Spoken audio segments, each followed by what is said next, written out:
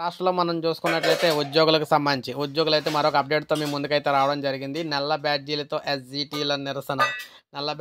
ఎస్‌జీటీలైతే నిరసన మొదలుపెట్టారు. ప్రాథమిక పాఠశాలల ఉపాధ్యాయులకు అన్యాయం చేస్తూ భాషా పండితులకు స్కూల్ అసిస్టెంట్‌గా పదోన్నతులు కల్పించటాన్ని వ్యతిరేకిస్తూ రాష్ట్రంలోని పలు చోట్ల ఎస్‌జీటీలైతే నల్ల బ్యాడ్జీలు ధరించి నిరసన తెలిపారు.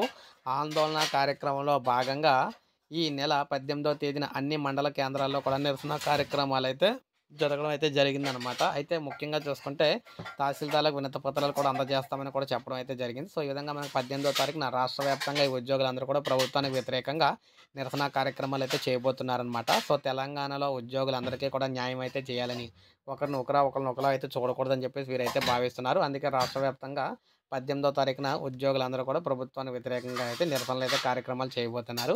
సో, ఇది మనకు లేటెస్ట్ అప్డేట్ ఇప్పుడే వచ్చింది. ఒక లైక్ చేయండి. సబ్స్క్రైబ్ చేసుకోకపోతే మన ఛానల్ సబ్స్క్రైబ్ చేసుకొని ఫాలో అవుతానండి. లేటెస్ట్ అప్డేట్స్ ఎప్పటికప్పుడు అందిస్తూ ఉంటాను మీకు.